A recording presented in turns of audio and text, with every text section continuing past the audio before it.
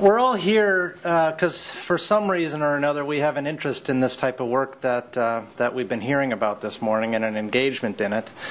Yet many of us likely don't have the time to pour through the types of research and the amount of research that Nicole and her team pours through on a day-to-day basis. Most talented environmental educators that we know are out in the field, are in the communities, are building the minds and hearts of students to tackle the challenges of today and tomorrow.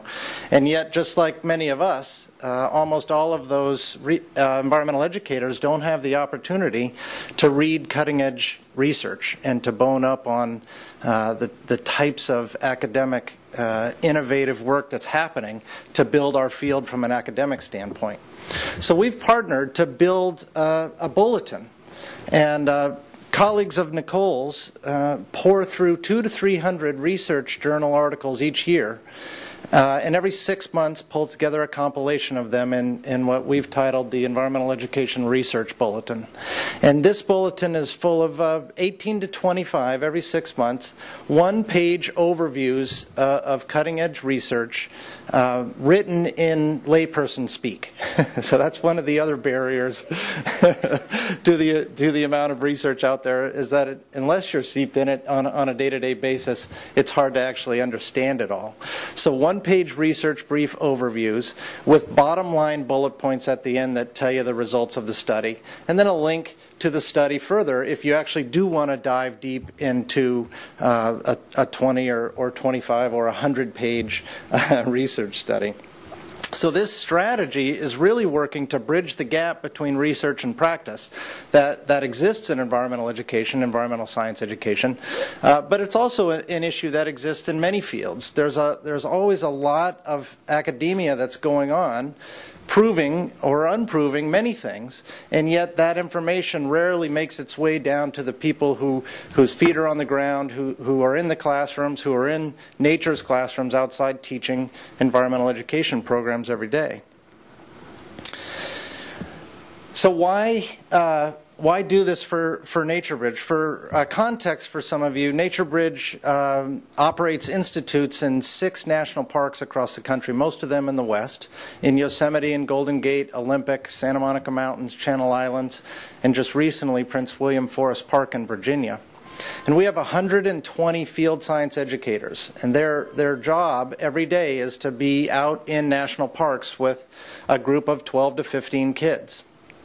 So we asked Nicole and her team to really focus on field science education. So looking at the 200 to 300 articles that come out each year, which of them are applicable to field science education like NatureBridge's? And the reason we did that is because that's what we do as an organization. But we recognize that there are 15, 20, 30 sub-niches of the discipline that we could cull out and create research briefs like this for organizations who needed that type of work, or if organizations wanted that type of work. This is a strategy that they could employ with an academic researcher in many areas of the country. And we wanted to be able to post these things online and share them. So for those others who are doing field science education, at least right now, they can have the opportunity to download this bulletin every 6 months and send it out. Knowing that not everybody goes to naturebridge.org that frequently, or at least not everybody who might want to read these things are going to naturebridge.org that frequently, they've really pushed me to try to get out there and tell this story more often. So I'm blogging every 6 months. I'll blog about one of these studies and try to bring them to life a little bit and send them out to our networks, use social media to get it out. And soon we hope to have, well, we've posted it on the Environmental Education Funders Collaborative website also, which I think most people have access to in this room in order to read it, and wanted to push it through. We think that taking a collective approach to this type of work is going to be what's needed. We've heard many people talk about the barriers to this really permeating, this work permeating throughout our society, in the school systems, from academia to practice, and we've got to work together to push this through. I'll close by reading you a quote that I recently read in a Stanford Social Innovation Review article about collective impact, and really underscored for me why we all need to have more of these conversations together and start to build the bridges between our organizations, between academics, between funders, and a whole variety of stakeholders to raise the visibility, the stature, and the widespread acceptance of environmental education across our communities.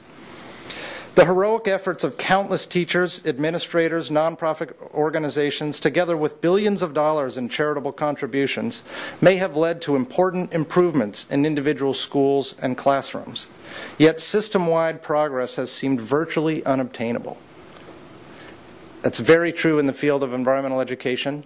I'm really encouraged that by the fact that funders, we have a funders collaborative getting together to collectively think about these issues and to fund collective impact strategies here in Mountain View with the Science by Nature model to push that through as well.